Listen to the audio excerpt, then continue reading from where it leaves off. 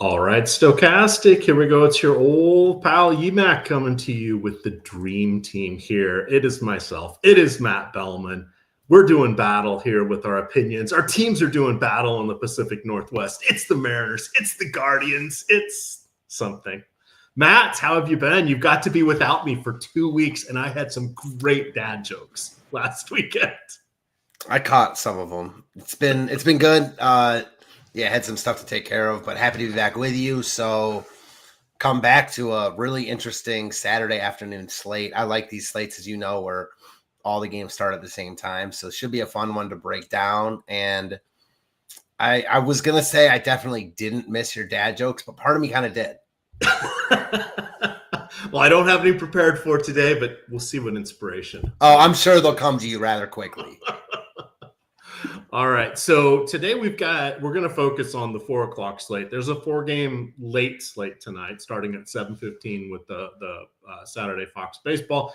Got the free Spotlight Pitchers Top Stacks article out there for that. All of our tools are out that. If we have a little time, we can throw some thoughts out there quickly on that one, since it's pretty succinct of the options. It should be a fun one. There are some choices, but the real action is coming here at 4:00. We have a good maybe 4.5 pitchers that are ace caliber here. And a lot of it's going to come down to how you feel about Spencer Strider. We have potential weather concerns. I say potential in that the one that I found the most concerning was New York for the Mets. So that Citi Fields is in Queens there. If you are looking that up on weather.com, weather in motion, it looks like it's going to be rainy through the start time, but then from like 5 until 9, no rain at all. So that's a window where they should be able to get the game in, if in fact they have to start late. So I'm not too concerned about that. Baltimore and Philly are dealing with a similar weather pattern as we saw yesterday,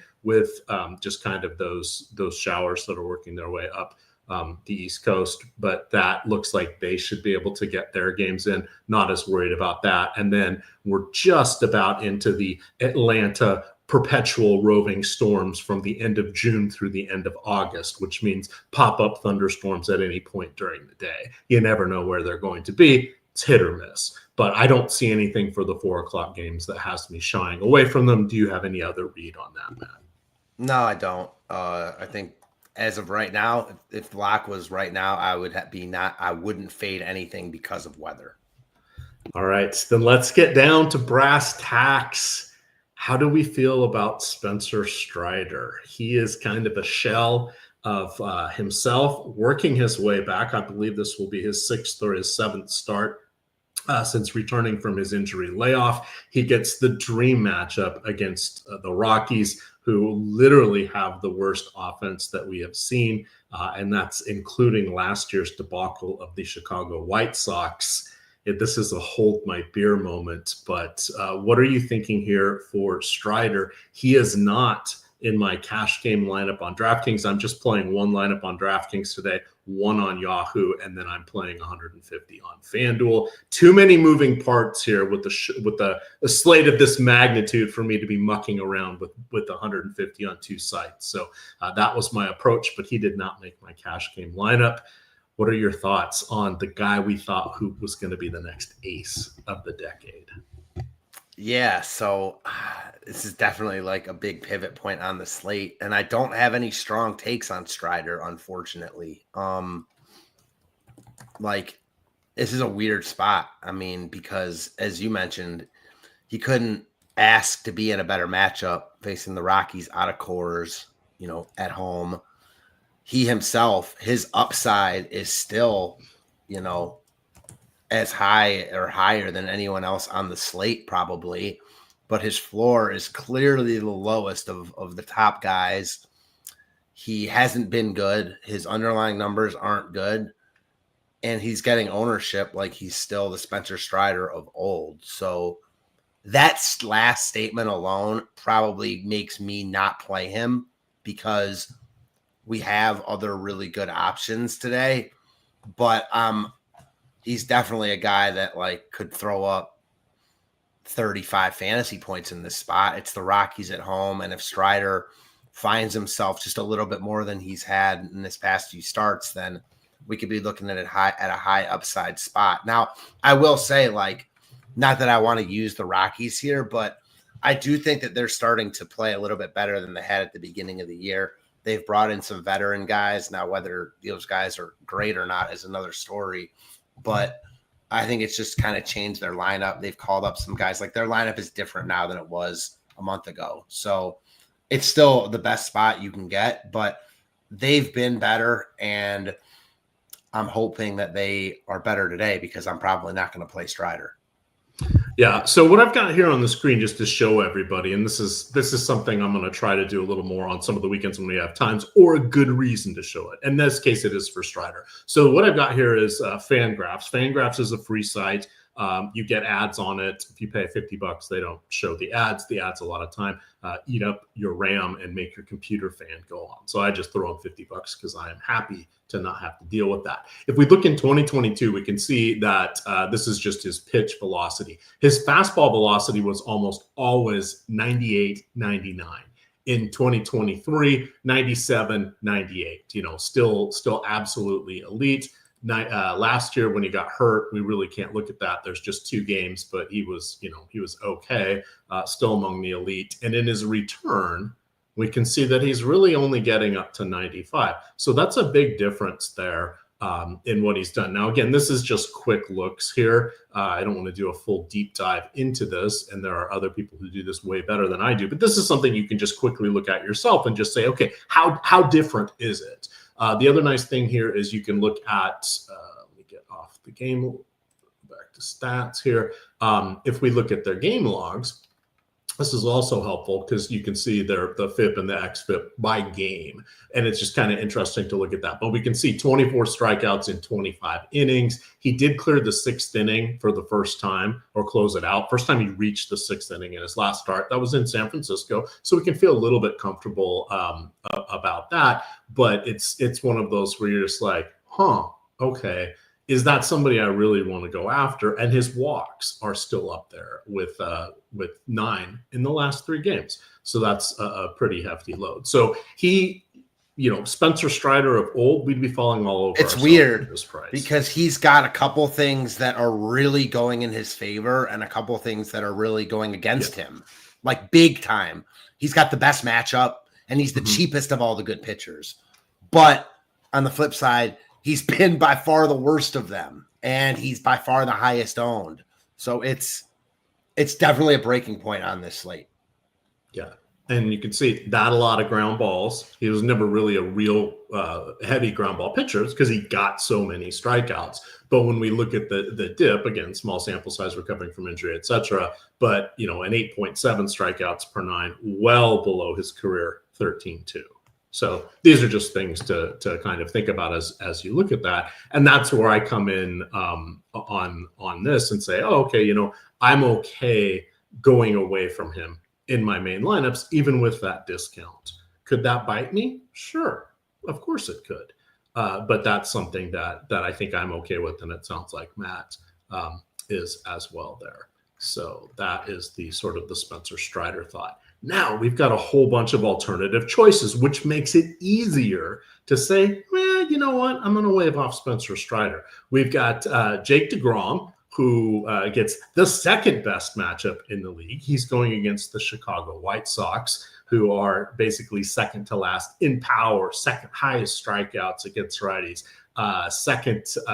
Only the Rockies are worse than them in weighted runs created. Plus, he's an interesting guy. We got a little nervous about his lack of strikeouts. I think it was against Toronto where he had 0 strikeouts, but then he came back in his last start and had his usual number there, at least usual for this season. He's not quite back at his apex powers that he was from 3-4 years ago before he had those injuries. I don't think he'll get there, but worth the 5-figure salary here. Similarly, we've got Hunter Brown and Joe Ryan squaring off in Houston against each other.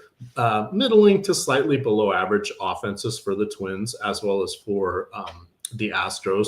Astros missing a couple key bats, but in particular, Yordan Alvarez here still. So how do you see our next trio of targets here? For those watching, I ended up with Hunter Brown and DeGrom in my DraftKings lineup. it could have been Ryan. That was a salt to taste there, and I have more than enough money to make it work. So we'll see if my take changes your mind. Not that I wanted to or anything, but there's only one guy I really have a take on. I like all of these guys. We talked about Strider. He's the one with the most volatility. I also think he has the highest just raw point upside in this matchup. So you do with that what you will with Strider. But my favorite pitcher on this slate, like by far, is Joe Ryan. I love him here. He's so good against right-handed hitters, and that's what Houston has, right-handed hitters. The only lefties they're throwing in are guys that aren't even good. Obviously, no Yordan still. This is a dream matchup for Joe Ryan. He's the cheapest. He's only more expensive than Strider by a couple hundred, cheaper than DeGrom, cheaper than Brown. Obviously, it's not the greatest ballpark for pitching, but it's not Coors or anything. I think this sets up as just such a good Joe Ryan spot. If you got him matched up with lineups like this every start, like basically all right-handed hitters, he might be the best pitcher in baseball. So I like him a ton here. He's my favorite pitcher on the slate. Okay.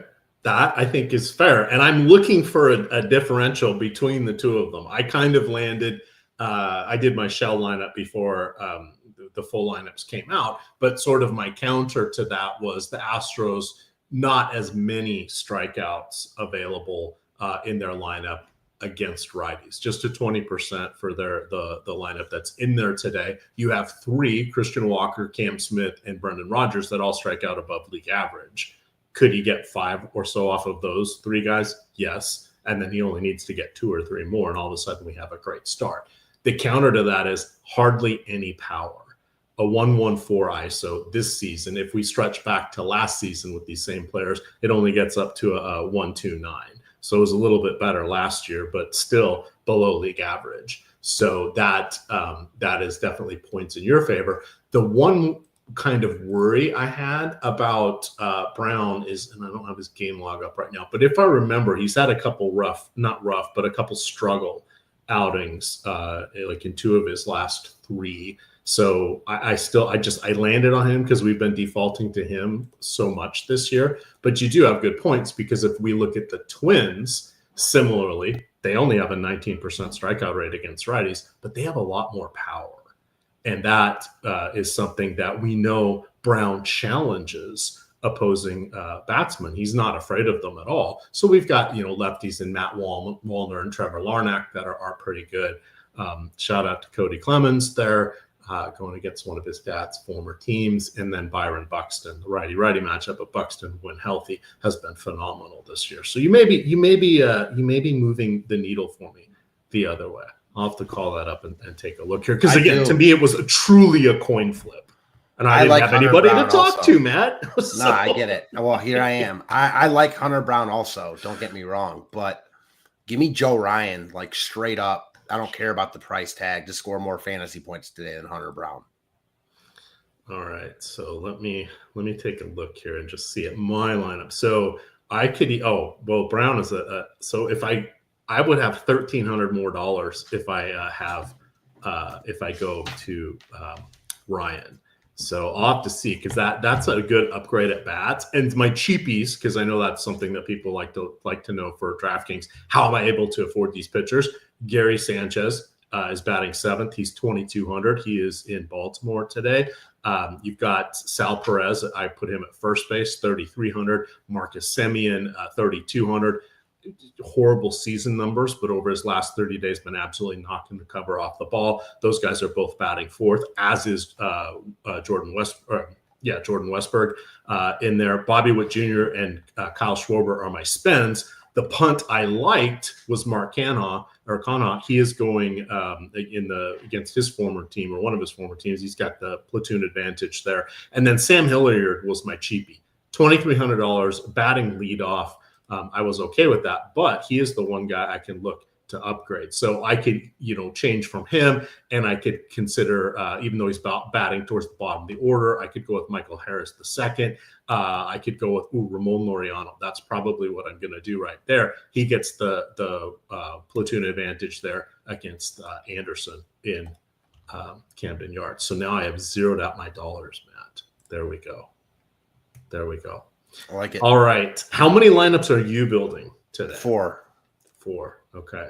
And we've determined that there will be no Strider on those. There might be Strider on 1. I still haven't decided on 1. Fair enough. I don't want to and similarly, so I don't have him on this lineup. I'm going to allow him on maybe 10 or 15% of my FanDuel lineups. Totally fine with that. The 6 I build out by hand. I don't know that I will use him. We'll see how that looks. But it's really tough because I think he can break the slate, even with all these good pitchers in this matchup. Like if he, it's not like he hasn't been good and his underlying numbers aren't good, but his strikeout stuff is still solid. And if he all of a sudden has one start where he just finds it in this matchup, like he's got clearly double-digit strikeout upside here. So like it's tough to, just completely fade that. Like that said, the ownership, man, like it's just he's so high owned with all these other good pitchers on this slate. It's just really hard to stomach that. Yeah, and that's the fun part. Now, this is where I don't know. This cartoon is like 30 years old now, but Ren and Stimpy, right? You idiot. That's how I'm gonna feel. Whoever rosters Spencer Strider, if he has a bad outing, they're gonna hear that. And if you don't roster him and he has a good outing against the worst team in baseball, you're gonna hear that in your head as well. But it's a very fine line here on how we can shake it out. Hey. Dick to go, I see you in chat. I wanted to ask you, is it Togo or to go? That was my question. That is my question. Okay, so where I was going with my question for you was, how are you branching out beyond these 4 pitchers? Only one guy I'm branching out to beyond these 4 pitchers, just because I don't really want to branch out. It's just a price tag thing. I'll preface this by saying that I'm a huge Christopher Sanchez fan in general, and any slate where he's going to be 7% owned, I can dig it. It's just, he's not, he shouldn't be cheap, but he's not cheap, and he's got the toughest spot of all of them. So I'm not playing Sanchez here, but the guy I'm in on is McGill. The discount is real here. Tampa Bay can strike out. He's got high strikeout upside. I'm buying McGill here. I'd rather play the top 4 guys, but there are expensive offenses today, and it's difficult to get them in with 2 of the high-priced pitchers. I guess that's why Strider is getting so much more love, is just because he's cheaper, and it's, it helps. Every dollar helps today. So that's why I'm in on McGill. Don't love him. I'm playing him into at least 1 of 3, though. I'm sorry. 1 of 4, excuse me. Tyler McGill. McGill. Okay. I thought that's what you had mentioned. And I was laughing because I was looking at Dick Togo's response there. I thought to go is kind of funny, actually. And I'm sure he's heard that before. This is a gazillion years ago, the generation ahead of me, but there was this sandwich shop somewhere in Southern California they called something sandwiches to go. And the sandwiches part of the sign fell off. But they had the to go, and then everybody just started calling it Togos. So then they changed their name to Togos instead of to go. So good times. Small town life in California. All right. So Miguel is there. Do you see? Do you want to go after any of these guys for leverage? Because that's an interesting question, because what can the Rockies bring? I don't know. They brought some stuff there against Bryce Elder last night for his little portion of the game, and then Atlanta turned it on over the last 3 innings. But how do you feel about attacking any of this half dozen options? So I don't love it, but there are some cheap bats on these teams that I think you can play. I mean, certainly Colorado. Talked about Strider's inconsistencies. I think that Sam Hilliard leading off, you mentioned him, like he looks really good as a one-off. Probably won't do anything, but before the slate starts, he looks good.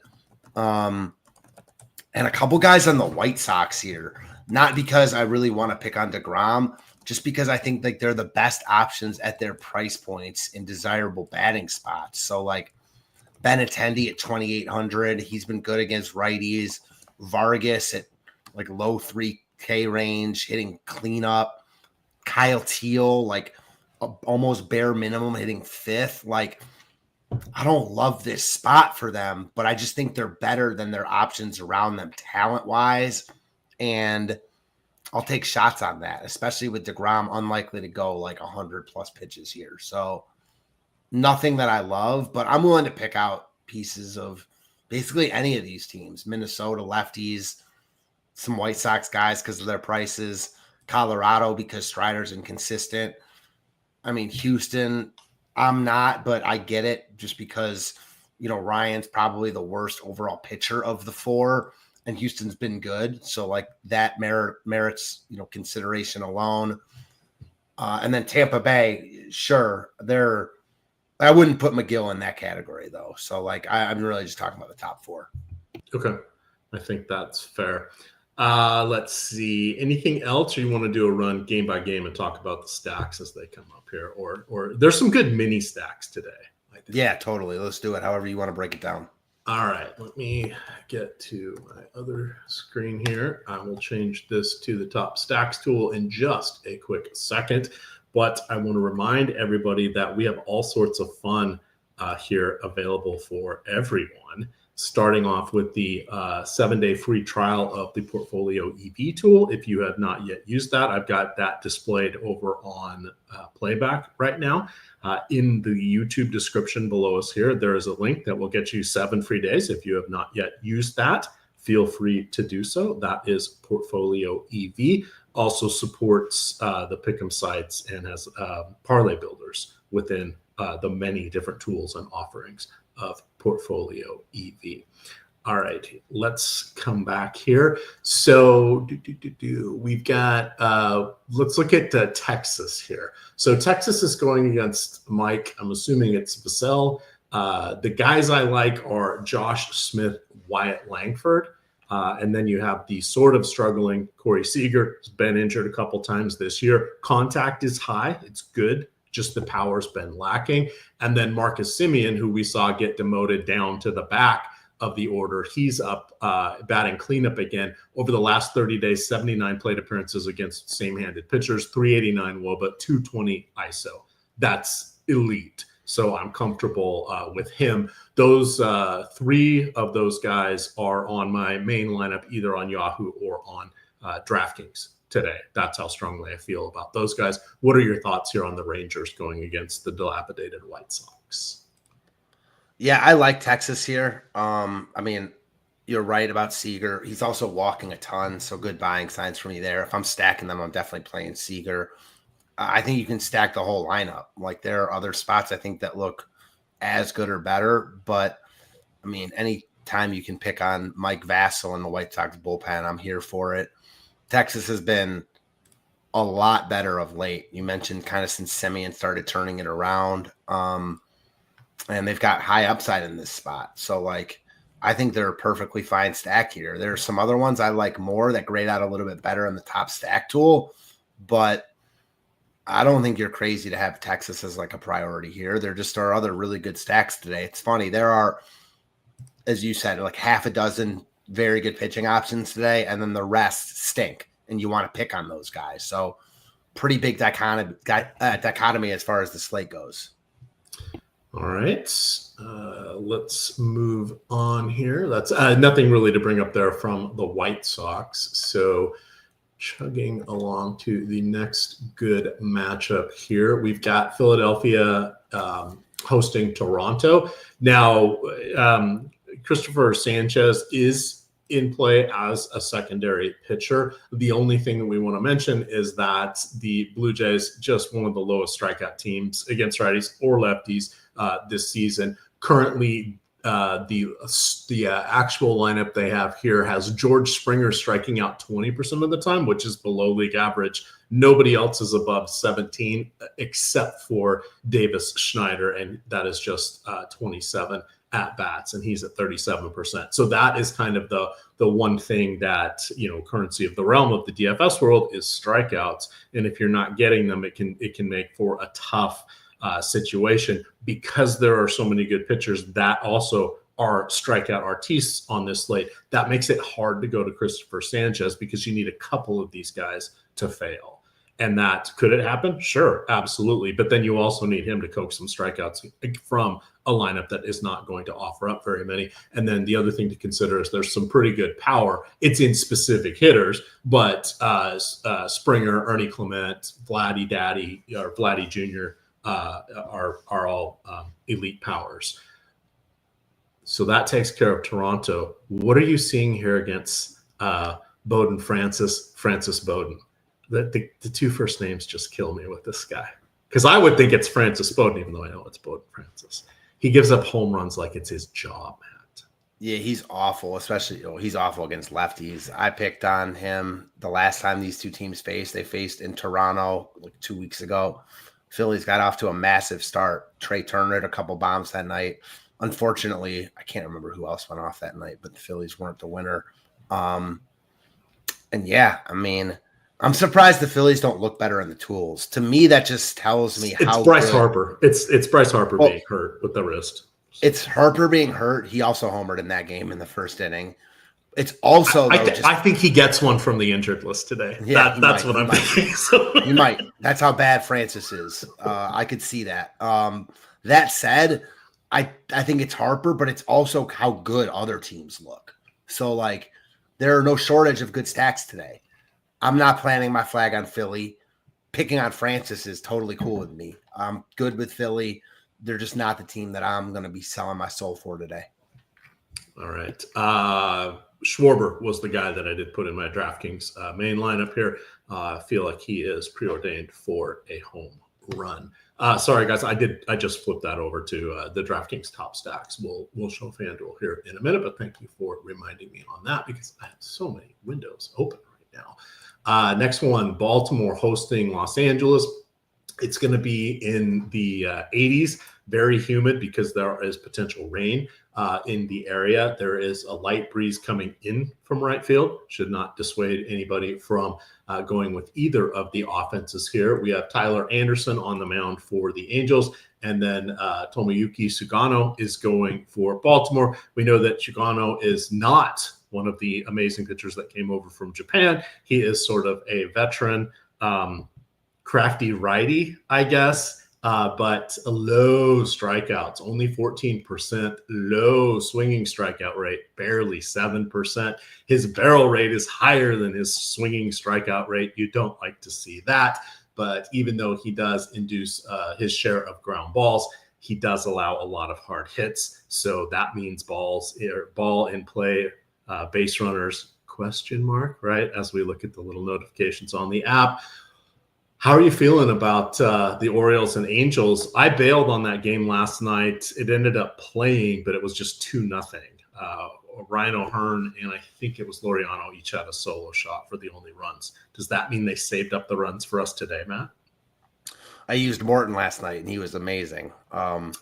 He was the highest scoring pitcher on the slate, which is insane. I didn't use a ton of him. I used him in a couple lineups just because I didn't have time when they announced the delay. I thought that postponement risk was real, but they ended up not postponing, obviously.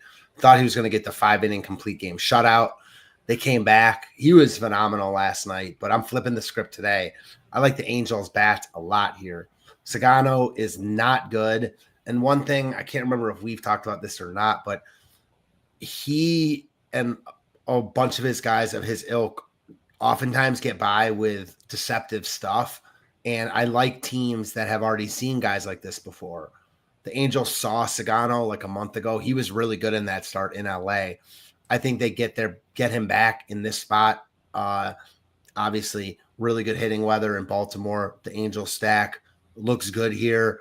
I like them quite a bit. They're one of my favorite stacks on the board. Their ownership is right in line with their top stack percentage, but outside of like Kansas City and Atlanta, everyone else is going to be moderately owned. I expect that for the Angels. I like them quite a bit here. I also like Baltimore, but Tyler Anderson, I think oftentimes gets picked on too much. Like he's not a great DFS pitcher, but he's not a bad pitcher in general. I also like this Baltimore lineup significantly more against right-handed pitching. Now, they're getting some guys back. Obviously, you mentioned Laureano. Westberg's back. does change their lineup. So I got no problems with Baltimore here. I like the Angels a little bit more. They're harder to get to because they're more expensive, but there are sacrifices that can be made to do it. So give me the Angels here. I also like Baltimore. No pitching for me for sure. All right. Speaking of pitching, last night my Yahoo main lineup had Bryce Elder minus 4.8 and Yamamoto 2.1 points. Yet I still 2x, almost 2.5x my money. Fortunately, because those guys were super popular. But I also had Josh Naylor, Jorge Polanco, Josh Smith, Ronald Acuna. Those guys all had home runs. So sometimes it works out and you can survive if it's the really popular pitchers that get torpedoed. And on a lot of sites, Bryce Elder was 50% or higher, depending on, especially in the smaller field stuff. So that was not an insurmountable thing just because it knocked out so much of the field at the same time. All right, let's keep moving along here. I wish I could color some of these tabs so I could go back and find them more quickly. So we've got the Mets. Looks like they're going to start in a delay. Again, I mentioned it looked like there was a decent window around 5 or 6 that's going to go for 3 or 4 hours. So I would expect that's kind of what they're targeting there. So I am keeping that game in my player pool here. But we have the Mets intriguing against Drew Rasmussen here. You've got Lindor, Nimmo, Soto, and of course Pete Alonso in there. Jeff McNeil seeing the ball really well right now, especially in lefty-righty situations. He has moved after returning from injury from the start of the season. He has moved up into the heart of the order against righties. Those guys all look pretty good. You mentioned you're considering Tyler McGill there. The players you should be worried about would be Brandon Lau, Yandy Diaz, Jonathan Aranda, and Junior Caminero. But those guys, remember, have slightly inflated numbers this season because of playing in George Steinbrenner Field, not Tropicana Field. What are your thoughts here? Any concerns about the weather for you? Not really, based on what you said. I mean, should I be? I always ask. Everybody has different risk tolerances. So you played the Baltimore game last night. I bailed on it. You know, it's one of those. This one doesn't even look nearly that bad, though. Yeah. And these afternoon games are different than the night games if there's a good patch later because there's just more time. I mean, so yeah, I'm still playing it. I like McGill quite a bit here. I don't love anything else from this game, so I'm not going out of my way to play it, but I do like McGill. I'm going to be playing McGill once or twice. All right. Anything you want to mention on the bats? I'm just letting Weather in Motion run here so I can confirm that. Not really. The Mets are expensive. I mean, Rasmussen isn't great, but he's good enough to get me off the uber expensive Mets stack here, especially with some weather concerns. So I'm good there. All right. And then now we've got Houston and Minnesota in Texas. We mentioned that Joe Ryan and Hunter Brown are strong options. If you are going to attack Hunter Brown, try to get chase some home runs here. Larnack, Wallner, Buxton, probably your guys. Maybe Cody Clemens. Good luck on picking the right Houston bat that's going to do damage to Joe Ryan, but he will give up at least one home run today. Will it be a solo shot? Will there be runners on base? We don't know. Anything else to add on that game since we covered that a fair amount at the top of the show? Yeah, not really. I mean, I don't like offense here. If I were using pieces, it'd be some from the Minnesota side. The lefty power, but I'm good there. Houston, no thanks for me. All right. Now we've got something to talk about here. We've got the Atlanta offense going against Chase Dollander. You've got a discount dandy, Alex Verdugo, up near the top of the order. He is batting second. Ronald Acuna Jr. has been outstanding since returning from his knee injury. In his 62 at-bats against same-handed pitchers, he has a 509 WOBA and a 296 isolated power. Just phenomenal. Oh, he's also walking almost 13% of the time, which is elite as well. Welcome back, Ronald Acuna. Matt Olson, Austin Riley, Ozuna, Drake Baldwin knock out that catcher spot for you on DraftKings or Yahoo. How do you feel about Atlanta? Are they in contention here for any of your lineups? I like Atlanta a lot. I guess before I even talk about Atlanta, this is why I kind of like doing game by game also. I don't think Dollander is the craziest play. He's really cheap on a slate with expensive bats.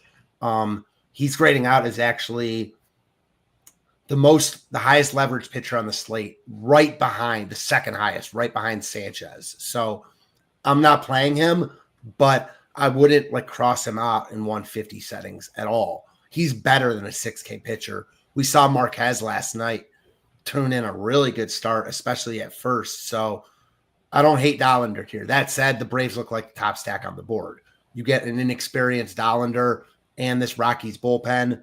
They grade out as the best stack. Now that Acuna is back, it just changes the dynamic of their lineup. I mean, he hasn't really been running a ton, but hitting for mega power, leading off, obviously, just an elite play on all slates he's on. So, yeah, I heard someone mention this the other day. I can't remember who, but like a lot of times with Acuna, it's tougher to prioritize him because he's fighting with Aaron Judge and Shohei Ohtani on slates. He doesn't have that today. So just kind of another notch in his belt, if you will. Acuna looks great here. The Brave stack looks great. Nothing. I don't love the Rockies. It's leverage against Strider. I liked them last night against Elder. I don't think Elder's very good and was also quite owned. The Rockies had a ton of hits, just couldn't get the big one. I don't love their stack today, but talked about Sam Hilliard at 20 whatever 100 leading off. Totally fine with it. Power, speed, upside there. All right. So just a few things on Dollander. He is the top prospect for the Rockies. He ranks, I want to say, top 15 overall. He was a rookie last year. I'm just looking at his FanGraphs page. 100. Here, I can just put that on the screen for you guys real quick here. This is actually another good call. If you want to look and see how good a prospect somebody is, you can go over to their page, check out prospects. This will tell you the organizational rank and then the overall rank. That's where they are for the year in which they are expected to make it to the show. So he's a little bit early to be a full-time player, but why not bring him up? We can also see that last year he just did double A and single A. And then this year, 4 innings at AAA, and then they brought him up. So it looks like he's going to be a decent strikeout pitcher, but he hasn't had time to develop. So that's why you see, Steamer and Zips and the bat projecting him somewhere between 8 and 8.6 strikeouts per 9, a little bit of a walk rate, a little bit of a power rate as well. But remember, this is also factoring in Coors Field as his home park. So he is not a bad pitcher by any stretch. He is just pretty green at this point. 23 years old, came out of Tennessee. So 9th pick overall 2 years ago. But that's a decent pitching prospect here. So we'll see. Can he hold his own? We will find out today. Anything else from this game? I don't think so, no. All right, I think we have one more. We'll throw out some thoughts for the later slate. We'll do top stacks. I'll build some lineups here for FanDuel, since that is what I'm playing. 2 more games here. So Kansas City is hosting the Athletics. It is going to be, or right now it is, in the upper 80s. So it'll be sliding through the mid 80s in Kauffman Stadium. Light cross breeze from first to third base should not really impact anything. You have Jacob Lopez, the lefty, on the mound there for the Athletics. In turn, Michael Lorenzen, former two-way player, is in journeyman pitcher, is on the mound for Kansas City. Lots of power up and down the the Athletics, the West Sacramento Athletics.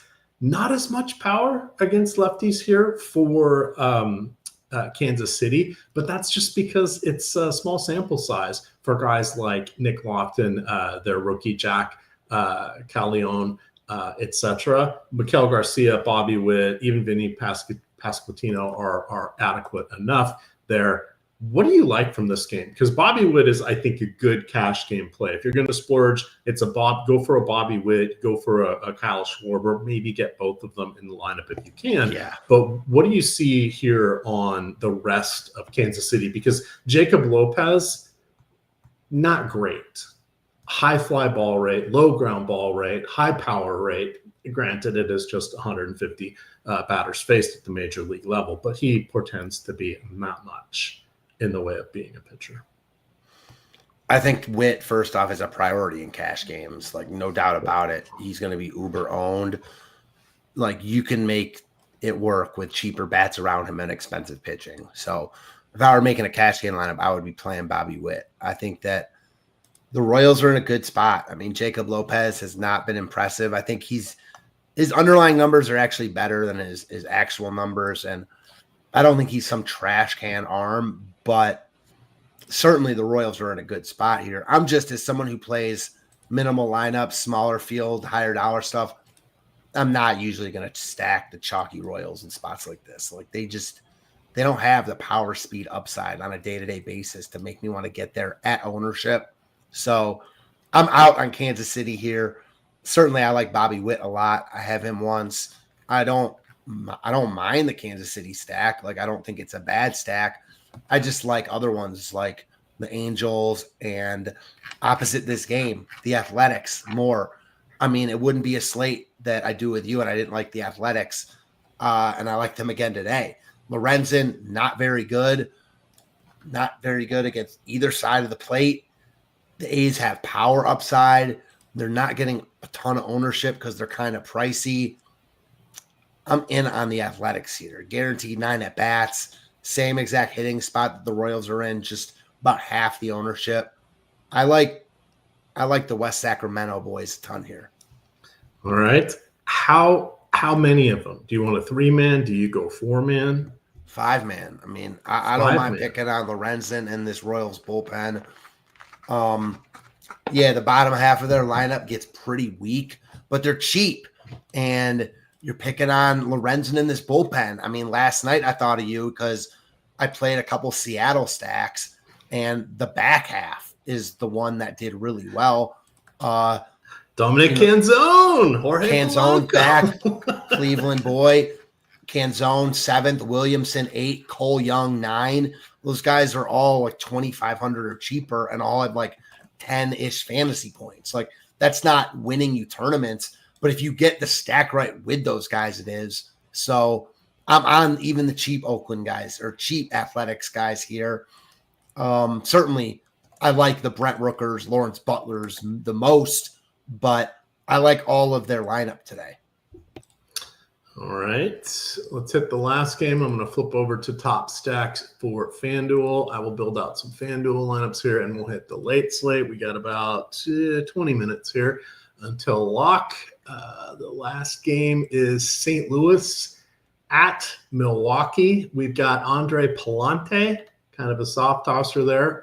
Righty, feels more like he's a lefty with the way his numbers look, but he is going against Milwaukee. And then Jose Quintana on the other side. Not a bad pitcher. Veteran floating around, helping stabilize the Milwaukee Brewers rotation, which is absolutely decimated by injuries at this point, plus losing Corbin Burns from 2 years ago. What do you like in our Midwest battle here? I like pieces of this game, but nothing is a priority for me. Like, I think they just both look like solid stacks that are fine, but don't look great. Like, Payante is a huge ground ball guy. Quintana is who he is. He's not great, but usually aren't like going out of your way to full stack against him. I like St. Louis more than I like Milwaukee, but I'm not like running out of my shoes to go get them here. I think they're fine. I think pieces are fine. They have some nice leverage. They're just a middle of the road stack to me. All right, let me drop this link in. I'll do one little ad here. This is the partnership we have both for either 1 month of the DFS Sims tools or 1 month of Portfolio EV. This is our link join promotion here. Nightbot's been dropping that into the chat. I will put that in there as well. But this allows you to get not only the initial deposit offer for any of these operators, but if you come through and click our button here. That means we're getting your referral when you go to them. And that means we're going to give you something as well. So if you sign up using our offer, deposit, place a bet, make a pick'em card, etc., as soon as that settles, email support@stokastic.com with the screenshot of what has settled and your welcome email, and tell us which sport you would like a single month of all access sims for. And again, these are the ebbing and flowing all the time. Let's see. I think we added, I can't remember which one we just added, but it was not Chalkboard. NoVig, I believe, fell off the list. So you guys don't want to wait too long on these, especially the sites that you probably aren't signed up for, like Vivid, Better, etc., because they don't tend to stick around very long on these offers. But that is the link join offer. All right. Who are your top stacks here, Matt?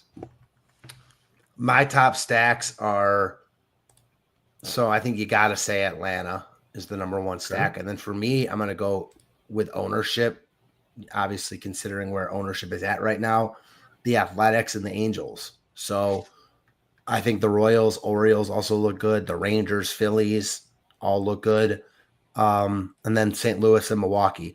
They're kind of like the break even. They're kind of like the Mendoza line here, if you will, the Cardinals and Brewers. I don't like much below them, but I like everything above them more. All right. So I'm displaying on the screen here. So Matt, this is where you can kind of build out your lineups a little bit and put the final touch on, because I'm going to show everybody how to build out on the single lineup sim and where it's a lot of fun here. So what I did here is Matt said he liked Colorado, liked Atlanta against Colorado. I do as well. So you saw that I locked in 4 Atlanta bats and then hit a complete lineup here. It gave me Spencer Strider. I'm comfortable with that. I'm curious how many times it's going to give it to me when I build out 6 lineups. But then I've run this here, and I just have this for less than 1,000 lineups because I'm putting these in some of the leagues as well. But 32% ROI. So that's a pretty good one. I'm going to keep that lineup there. We mentioned that we kind of like Baltimore. So let's build out a Baltimore lineup here. Close that out. So let's do Henderson. Let's see. Anderson is a lefty, so I don't want Mullins, but I'm okay with Westberg. Let's put him at third base. Jackson Holiday, I don't mind. I think he's leading off today, lefty spot, but he kind of will be popular. Oloriano, I definitely want him in that lineup. And then let's go back and put in Adley Rutschman. So he's a catcher only, but we can play him in our first base slot. There's nothing wrong with that. And heck, he might as well be just as good as most first basemen. Well, rough season this year, but as a switch hitter, he is always going to have the platoon advantage. We complete this lineup here. Ooh, that's pretty good. They're giving me Strider again. Now I'll show you guys what to do to maybe move off of that. Let's see what, 42% lineup here. So I'm going to keep that one, but let's say I wanted to build another lineup here. I can copy that one I just did. I can come in here and I can X out the players that I don't want as my baseline. And then now what I need to do is I need to pick my own pitcher. And so let's go with Jake DeGrom here. And then I can say complete lineup. And let's see, did it give us any good correlation or anything here? Get down there. Sometimes when I'm sharing my screen, the scroll doesn't work quite as well. So my apologies on that. But you can scroll down and see all of your lineup. My guess is it probably tried to put Bobby Witt in there. So you can see the simulated ROI a little lower than the other ones. But this is looking on an extended time horizon. So I'm okay with that one. Now, what I have to do here, because this gets sticky when I'm sharing my screen, I hit copy just to kick another lineup down. You'll have a blank slate there that'll say add new lineup. So you guys can easily do that. I like Texas. So let's do a Texas stack here with DeGrom. Let's go with Langford. Let's go with Seager, Josh Smith, and then let's go with Semien. Now, hopefully that gives us a little bit of room, $28.50 per player. So you can see it puts in Westbrook. Westberg. Mrs. Westberg was my first grade teacher. I should remember that. But I said Westbrook because, he's opting out of his contract. Ooh, not a good lineup. Now, I'm building this because I wanted this particular stack. I'm okay keeping that because I wanted the stack with the pitcher, and I know this thinks that Strider is the bee's knees. So we're going to let that one go. Let's see quickly. Who else did we mention? Oh, Kansas City and the Athletics. So if you're building a cash game lineup, hey, just click the button, see what it puts in there. It's going to put in the best projected lineup. It's not going to be necessarily the highest ROI lineup. It's just going straight off best projections, the way we built that out. So you guys could use that as an option. But let's take Bobby Witt. Let's go with Butler. We like Rooker. Who else do we like? Maybe one more. Dun, dun, dun. Okay, Tyler Soderstrom there. And then let's have some fun. We took Witt because that's okay. I wanted a high profile or a solid player. Let's also take our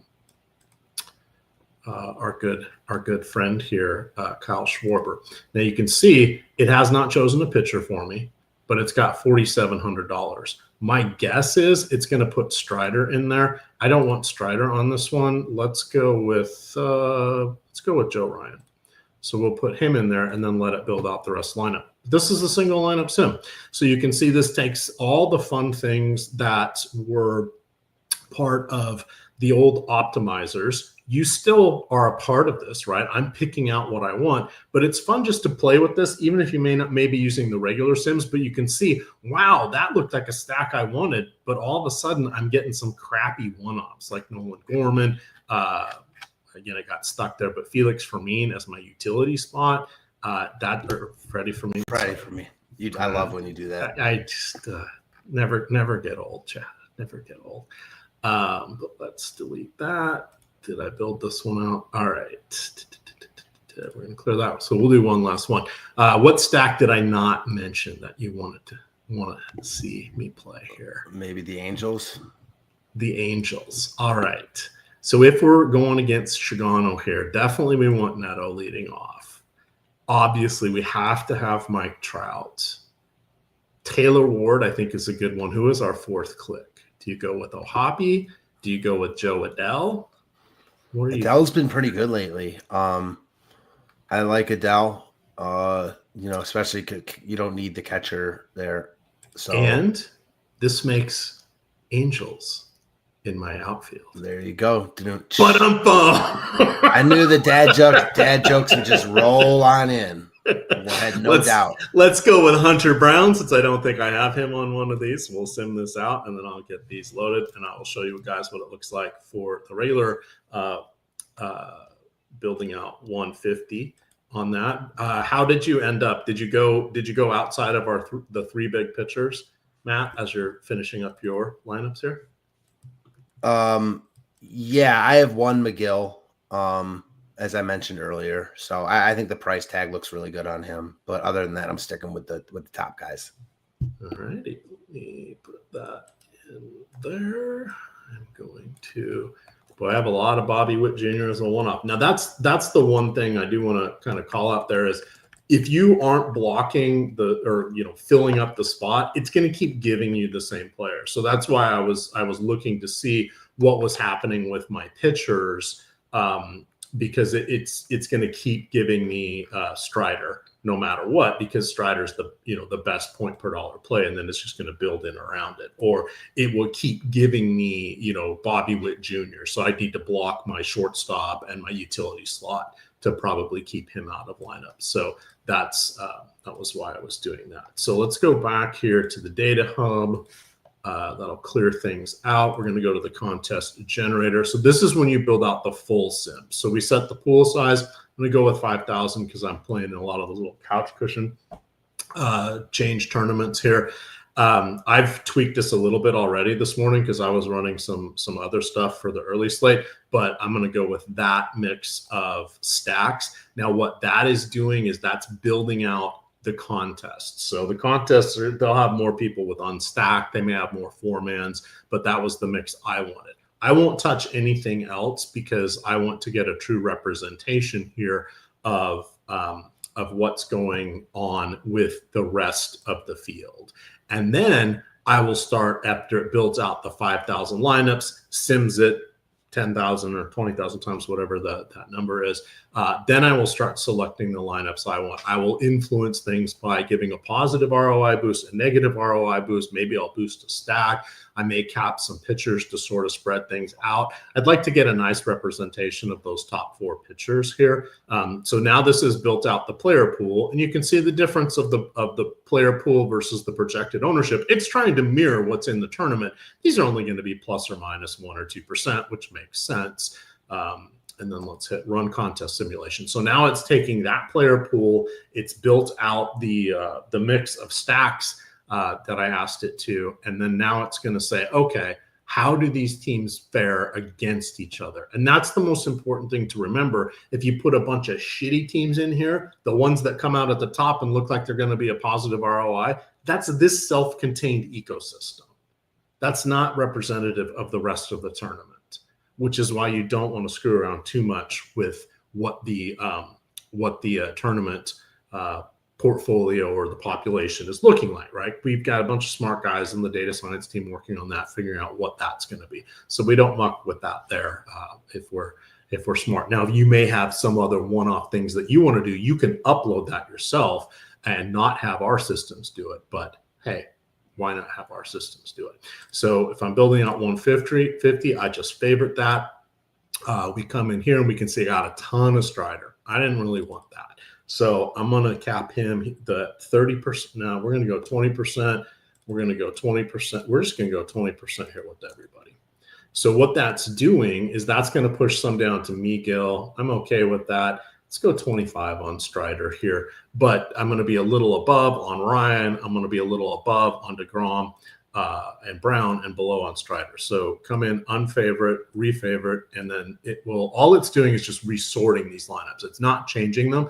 It's just giving me the best ROI, but no more than 25% with Strider. So if I probably won't have to scroll down too much here before, look, now it's starting to get lineups it's not selecting because I said I only want 25% Strider. So that's all that's doing. If you want to look and see what the stacks are coming in, a lot of Athletics, a lot of Baltimore, a lot of KC. We like all of those. Texas was short, but remember, I built out a Texas lineup, so I'm okay with that because I'm going to have that in some tournaments here.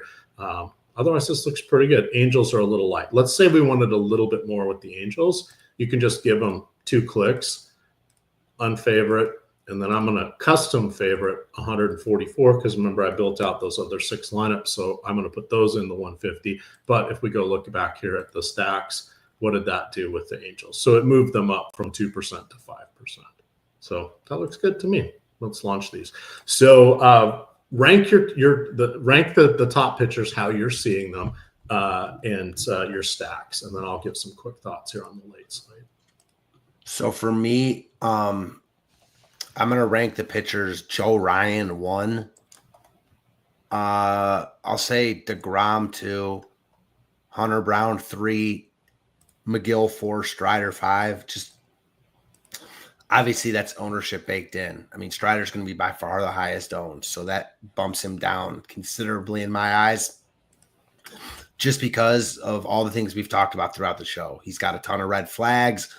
I totally recognize the upside, and he's not an easy fade because he's got the highest upside on the slate, but he's getting owned like he's like the lock Strider, and he's just not that right now. Even in this matchup, he's not that. So that's where I stand as far as pitching goes. Offense, I like Atlanta. I think Atlanta is just the top stack on the board. I think them and KC will come in as the highest owned. As far as 2 stacks that aren't going to be as highly owned, give me the Athletics and the Angels. I just don't think either of those teams are going to be high owned. I think that, Greg and I talk about this a lot when we do shows in smaller field stuff. We often see the ownership rise for the teams that are the highest owned. So for instance, today, teams like Atlanta and Kansas City will have even higher ownership than we're projecting in smaller field stuff.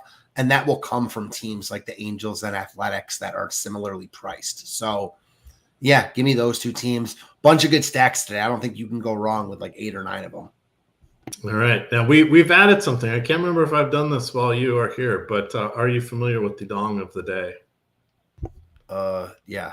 I feel Are like you we've done familiar that. with dong of the day? Dong of the day. Yeah, I didn't. dong I of the actually day. thought you had added something, but clearly no. All right. For the early slate, who is your dong of the day? Give me. This is a tough one. I mean, they're all tough, obviously, and I'm just give me Zach Neto to lead off with a bomb. Ooh, I like that. I like that a lot. I will say, I mentioned I like Kyle Schwarber.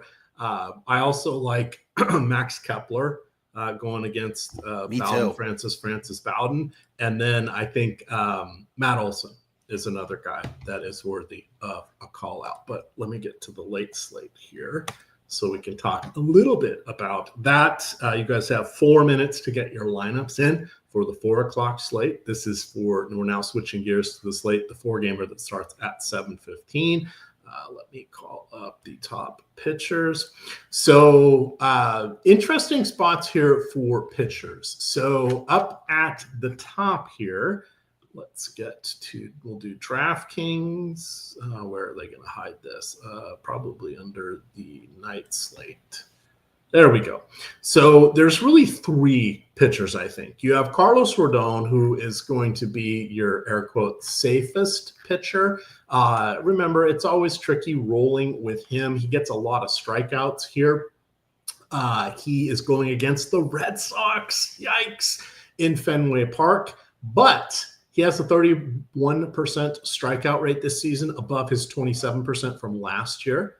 Boston is going to come at him with a mostly right-handed lineup. Obviously, Rafael Devers it will be the one of 2 lefties, but he is excellent. I want a 3. Who's going to be the other? Roman Anthony. Oh, I forgot about him. That Roman Anthony is their rookie. Ooh, do you think they've got 3 rookies right now in their lineup? But he was the one that just got called. Yes, he's the most recent one. I do think he's probably in the lineup. Maybe not, but at some point, like, you got to just play your guys. Yeah. Maybe so I think they'll have 3 lefties in there. Whether it's Meyer, out there. Yeah, Meyer. The 2 you're talking about are Duran and Devers, who I expect to be in there. Yeah, so those guys are going to be at the top, but the more lefties, the better off the strikeout potential is going to be for Rodon, and the more rookies, the better off it's going to be for Rodon. So he just faced this team last Sunday night and actually had the worst start of the year. I expect a bounce back from him here. Yeah. So again, that's why we say safest option. The next 2 are going to be George Kirby, who I shit all over last Saturday, said he was going to be a horrible play. And then not only did he have a career strikeout, career high 14 strikeouts, that's the highest in the league aside from Max Meyer, who also did that earlier this year. He is pitch to contact does him a disservice, but Kirby has led the league in fewest walks each of the last 2 seasons, but he's allowed the 6th most hits. So his whole game is built on control and inducing weak contact. And he's made an all-star game, etc. He, I forget what his injury was, if it was a knee or shoulder fatigue. In any event, he has made, I think this will be his 5th start. Now, he looks a little bit better. That 14 strikeouts is not something he would normally do. I think he's gone above, or he's gotten double-digit strikeouts in a game. I think that was the 4th time. I think he has 60 or 65 starts under his belt. I don't have his information up. So he's going against your Guardians, and your Guardians have a lot of strikeouts in this iteration of the lineup, unlike what we've seen in prior years. And you still have Kwan, Santana, etc., with the low strikeout rate, but there are strikeouts available. On the flip side, Tanner Bybee going against the Mariners. This is in the Pacific Northwest. The T-Mobile Park is basically the Coors Field for pitching. So I think both these guys are in play. So we have 3 choices at the top, which is fun because there are only 8 starting pitchers here. How do you feel about Bybee tonight? I think he's fine. I think that you're definitely just choosing between these 3 guys. I think that Bybee looks good here. He gets the ballpark upgrade, Seattle lineup that can strike out. Probably the worst spot of all the pitchers, but he's too cheap. So I just think you're taking 2 of the top 3 pitchers, and then the rest of the guys are just tournament plays at best. But you're choosing between Rodon, Kirby, and Bybee.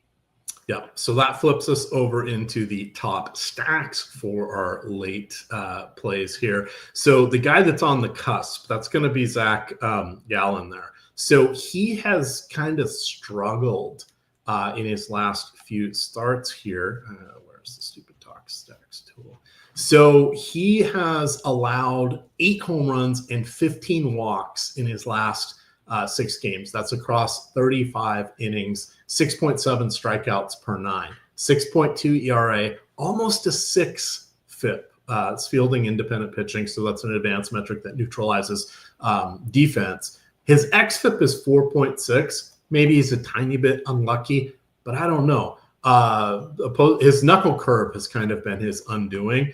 Could it be variance? Could it be people have sort of figured it out over the last 6 years? I don't know. It's hard to tell, but he's allowing a lot of hard contact. Now, I said attack Ryan Nelson last night. That didn't work out for the Padres. But Tatis, Machado, Cronenworth, Sheets, Merrill, Luis Arias, Bogarts, it's a pretty tough lineup here. I'm comfortable with going with those guys as well. So that is my top stack for this slate, but that is a little bit of a contrarian stack because there are several above it. You've got the Dodgers against Landon Root. You've got Arizona going against Ryan Burgett. You've got the Yankees against Hunter Dobbins. What are you seeing? Those are, it's like a 4-stack situation and a 3-pitcher situation. So good mixing and matching despite there only being 4 games. What are your thoughts as you do a quick cursory look here?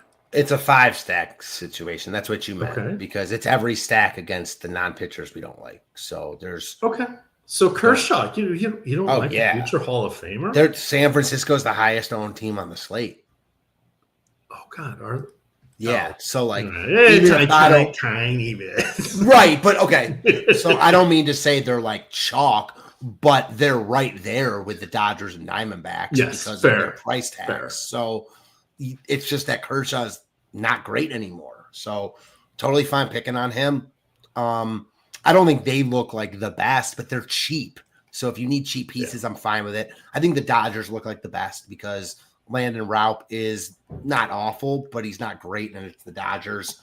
And then I also like the Padres here, man. Like Gallen is gettable right now. The Padres don't strike out.